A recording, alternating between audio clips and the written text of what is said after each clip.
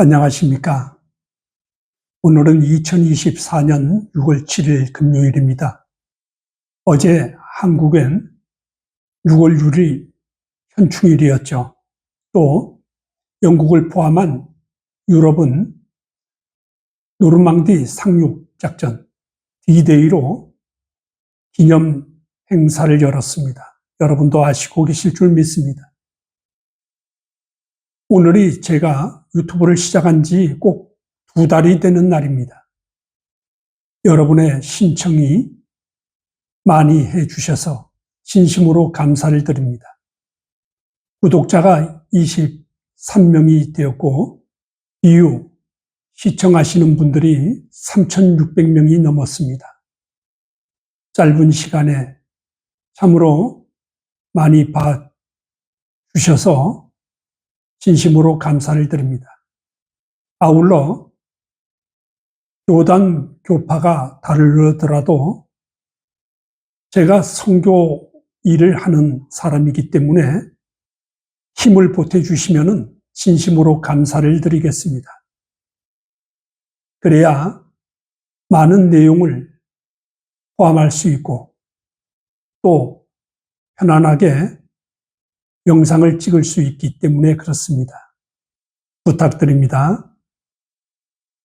오늘은 하늘에서 내린 신의 물건이라는 제목으로 올려보았습니다. 신의 물건. 1980년 부시맨이라는 영화가 있었습니다. 부시맨 아시죠? 그 칼라하리 사막에서 살아가는 부시맨족이 있는데 어느 날 그 비행기가 지나가다 조종사가 마시고 남은 빈 콜라병을 떨어뜨린 데서 시작되는 것입니다. 난생 처음 보는 물건의 부시맨들은 그걸 신의 물건이라 생각하고 받아들였던 것이죠. 그로 인해서 평화롭던 마을에 분쟁이 일어나고 소동이 발생하게 된 그런 영화입니다. 그 부시맨 자이 주인공이 그 평화를 깬 그 콜라병을 신에게 돌려주려고 여행을 하는 과정을 그렸습니다. 참 운명사회에서 그 빈병을 가지고 신의 물건이라 여기는 그런 분들을 우리가 우습게 생각할 일은 이제 지났습니다. 최근에 6월 2일자로 제가 본 것인데 북한에서 280여 개의 보물풍선을 남한에 보냈다고 합니다. 영국에서 보도되고 아마 전 세계적으로 보도된 것을 아마 많은 사람들이 보았을 겁니다. 들었을 겁니다. 그리고 참 웃었을 것입니다. 이것이 오늘날 한국에서 일어나는 현실입니다. 어린아이들 놀이 같죠? 그렇습니다. 그 오물은 우리 한국 국민 모두가 깊이 생각해 봐야 할 그런 의문이 그 안에 있다고 생각합니다. 어찌 이런 일이 한국 땅에서 이루어지는가 하는 겁니다. 7, 80년대, 60년대는 말할 것도 없고 70년대 다방에 가면은 화장지가 없었습니다. 80년대에 들어서 식당이나 다방에 화장지가 배치되었는데 그것도 어떤 사람들이 다 가져가는 그런 일들이 비일비재했던 그런 시절입니다. 제가 80년대 비행기를 탔었는데 중간에 화장실을 가서 양치질을 했습니다. 그러다가 두 번째 갔을 때에는 치솔이며 비누며 몽땅 다 사라졌습니다. 왜 그랬을까요? 사람들이 다 가져간 것이죠. 이것이 당시의 우리나라 경제 그리고 국력입니다. 그리고 우리의 생활 수준이었던 것이죠. 그런데 대학은 달랐습니다. 하루가 멀다 하고 데모를 했습니다. 평화, 통일을 부르짖었습니다. 참 멋있는 구호였습니다. 그렇지 않습니까? 우리만이 있을 수 있는 평화, 통일 구호이지요. 세계 어느 나라에도 그런 구호가 있을 수도 없고 또 그런 나라는 없는 것이죠. 그렇습니다. 이제 30년, 40년, 50년이 되어 갔습니다. 우물로 선물을 받았습니다. 여러분 어떻게 생각하십니까? 여전히 평화, 통일을 부르짖는 여러분 어떤 생각을 하셨습니까? 우리가 경제적으로 잘 살고 복지 혜택을 누리고 그리고 교육의 자유와 여행의 자유를 누리며 살게 되면은 북한도 변화가 오리라 확신합니다. 왜 그러냐? 그들도 유학을 갑니다. 그들도 해외에 나가서 일을 합니다. 눈과 귀가 있습니다. 그리고 가슴에 담은 어떤 생각거리들이 있겠죠. 그러니 우리가 우리나라를 혼란시켜 가면서까지 그렇게 할 이유가 없습니다.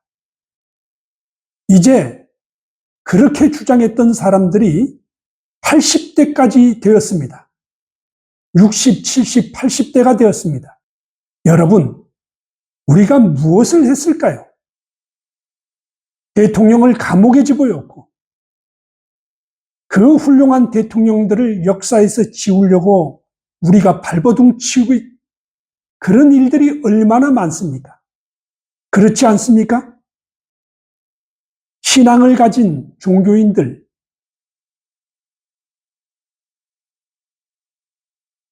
성경을 한번 읽어보겠습니다. 욥기 20장을 읽어보겠습니다.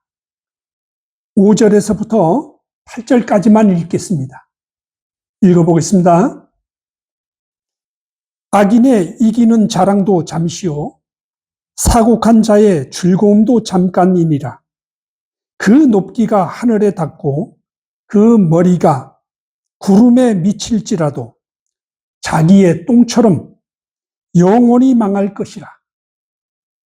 그를 본 자가 이르기를 그가 어디 있느냐 하리라. 그는 꿈같이 지나가니 다시 찾을 수 없을 것이요 밤에 보이던 환상처럼 쫓겨가리니. 해석은 하지 않겠습니다. 여러분도 이 성경 구절을 읽어보시면 여러분이 판단할 수 있는 능력이 있다고 확신합니다. 한번 읽어보시기 바랍니다. 이번에는 다른 성경 구절을 한번 읽어보도록 하겠습니다. 종교를 가지신 신앙하시는 분들은 잠언 15장 3절을 한번 읽어드리겠습니다. 종교를 가지신 분들을 위해서 여호와의 눈은 어디서든지 악인과 선인을 감찰하시느니라. 여호와 하나님의 마음은 선과 악을 감찰하는 데 있다 했습니다. 기독교인 분들은 진리인 하나님의 법을 따르셔야 하는 것이고 다른 종교인들은 제가 그 깊이를 알지 못하기 때문에 양심의 옳고 그름을 분별할 수 있는 그 가르침을 따라야 하는 것입니다. 막무가내로 신을 섬기고 경전을 읽고 하지만 그 행실이 옳고 그름이 아닌 천박하고 거짓된 쪽으로 행위를 드러내면 그것은 다 무효입니다. 무효. 한 번 구원은 영원한 구원이니 무슨 죄를 지어서도 관계가 없다라고 가르치는 그러한 단체들도 있습니다.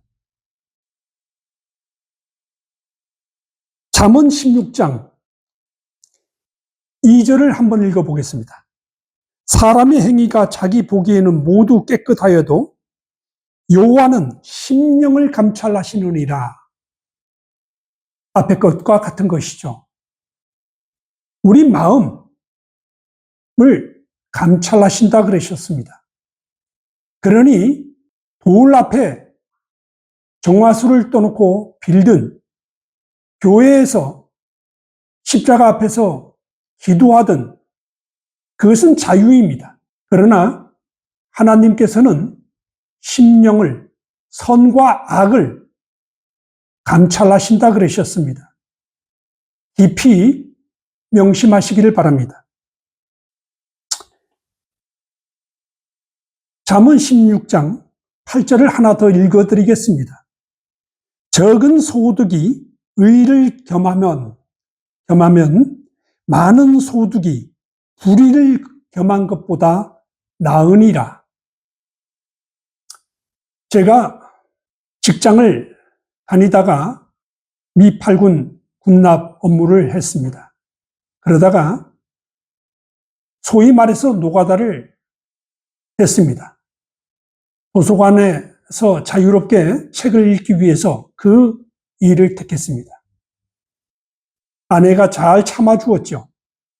노가다를 하다 보니까 쉬는 날 제 마음대로 쉬는 것이죠. 그래서 두 아이를 차에다 태우고 고향을 종종 갔습니다. 1년에 5, 6번 그렇게 다녔습니다.